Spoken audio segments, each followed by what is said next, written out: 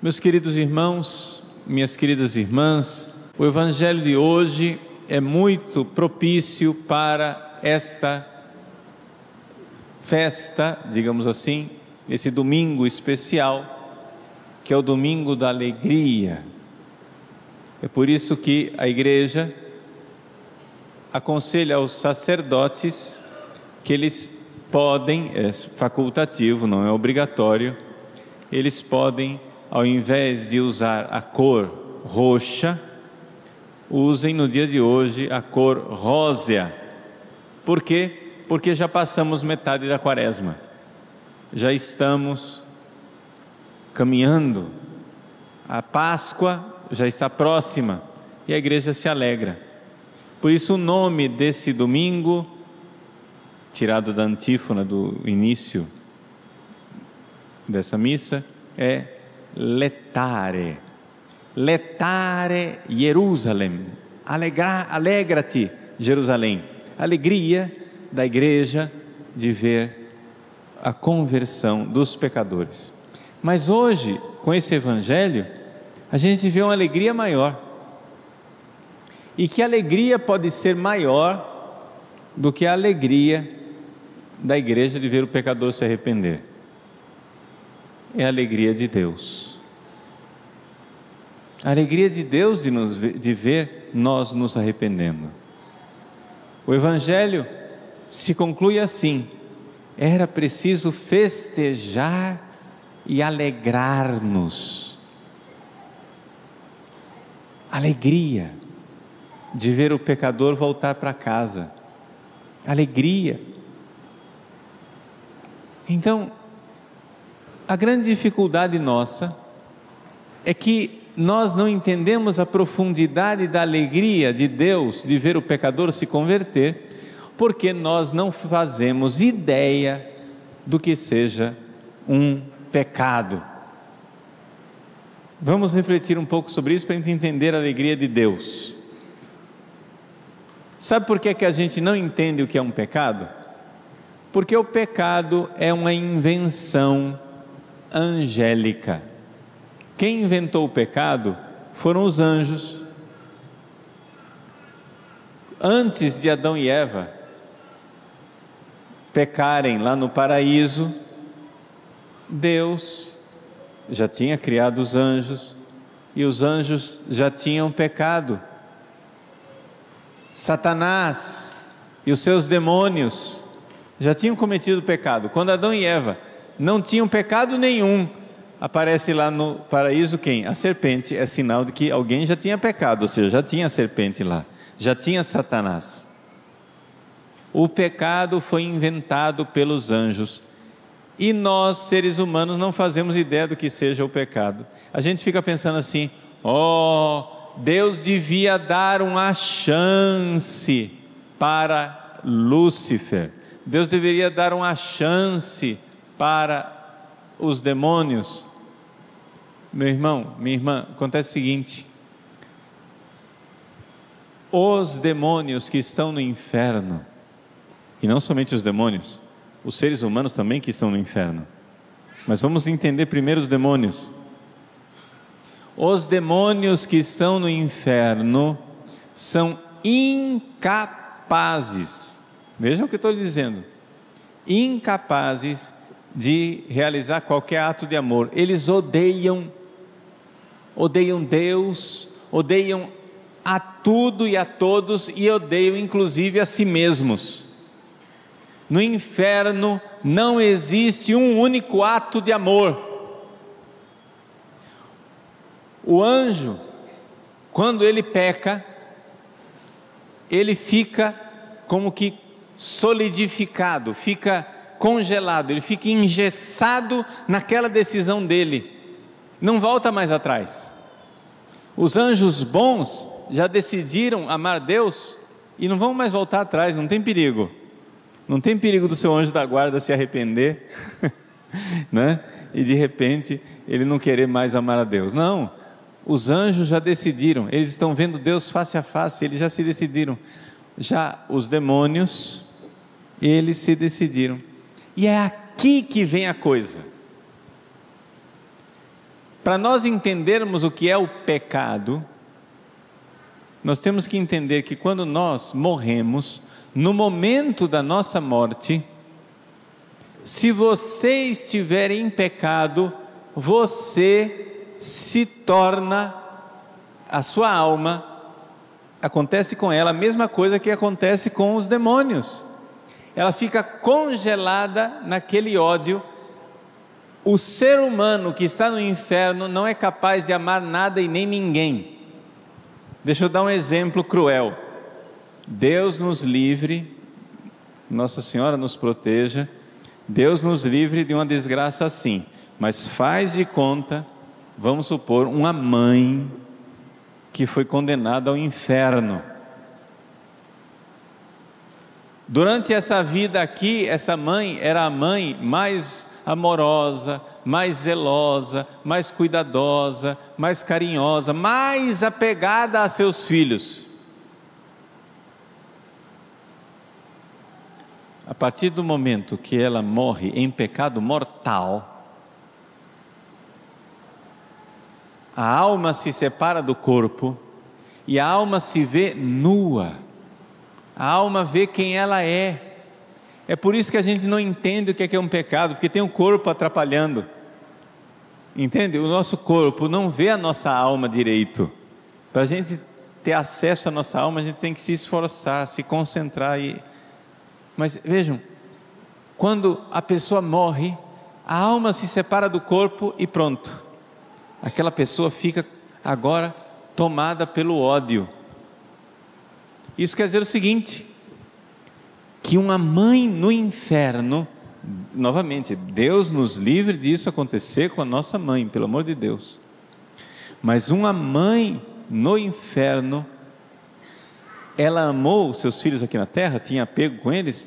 Uma mãe no inferno odeia os seus filhos, ela odeia Deus, ela odeia a si mesma, e ela odeia os seus filhos, e odeia a todas as pessoas que ela possivelmente amou aqui na terra.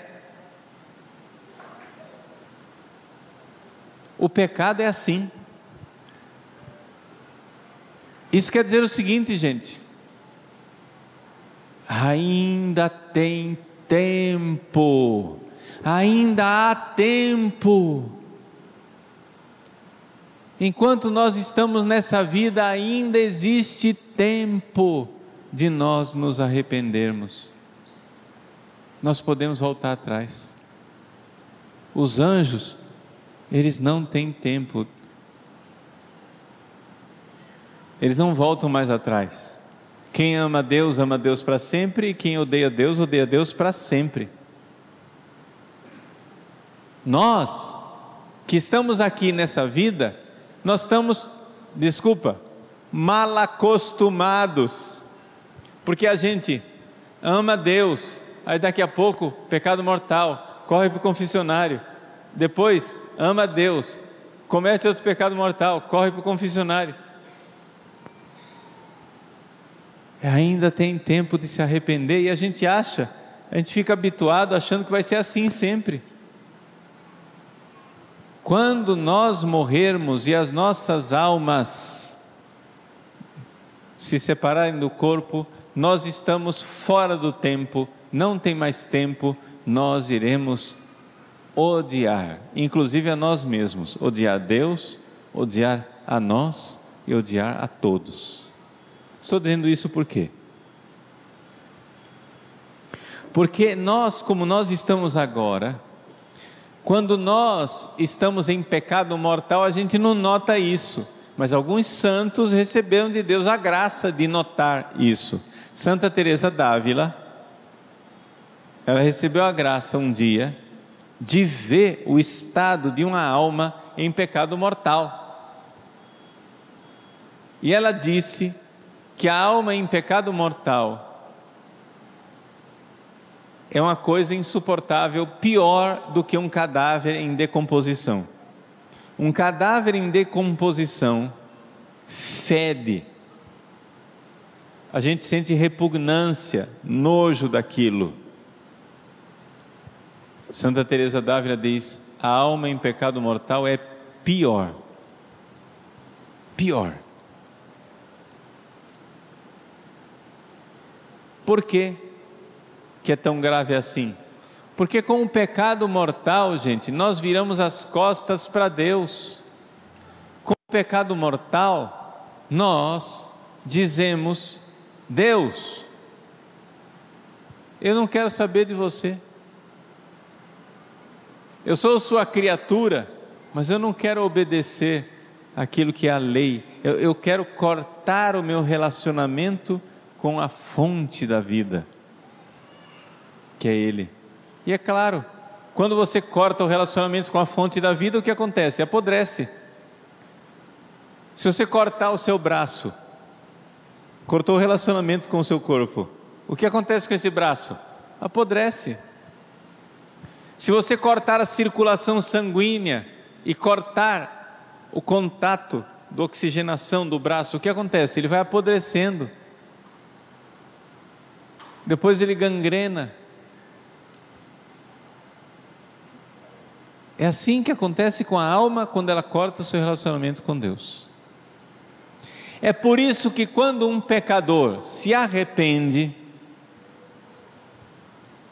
tem lágrimas aqui na terra do pecador que se arrepende, mas tem alegria no céu pelo pecador arrependido. Existe mais alegria no céu por um pecador que se arrepende do que por 99 justos que não precisam de perdão, porque o arrependimento do pecador é uma realidade mais sublime do que a ressurreição dos mortos. Nós temos tempo, meus irmãos, nós temos tempo de voltar atrás. Nós estamos aqui, nesse mundo, nós não morremos ainda, nós temos tempo de ressuscitar a nossa alma. Se alguém estiver em pecado mortal, né? Tem tempo. Não pense que o pecado é uma coisa simples. Você dá de ombros assim e diz: eu confesso depois. Não.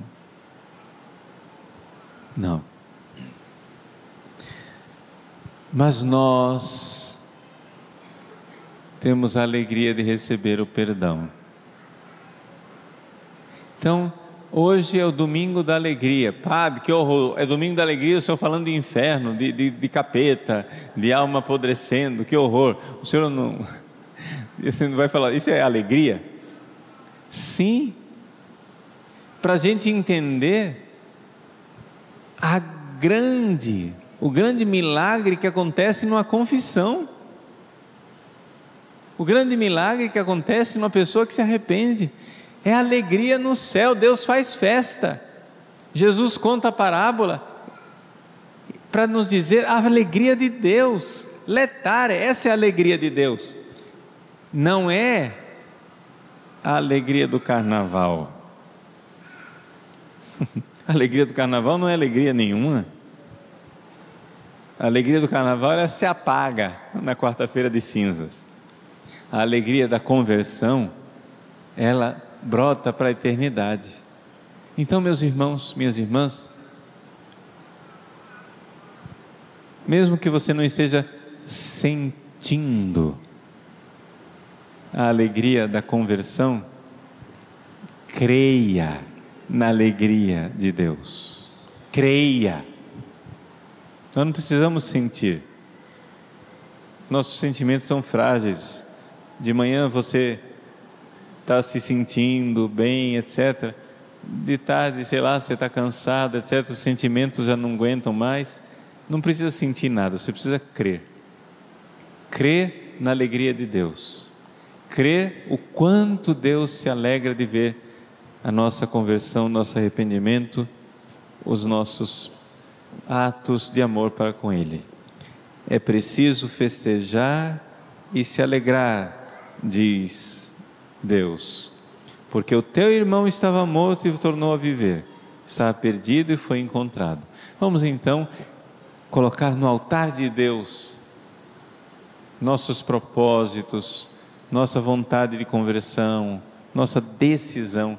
E se você ainda está meio fraco, não quer decidir por Deus, decida. Dê essa alegria para Deus. Peça fé, para que você creia na alegria de Deus, de ver a sua conversão, de ver a sua transformação.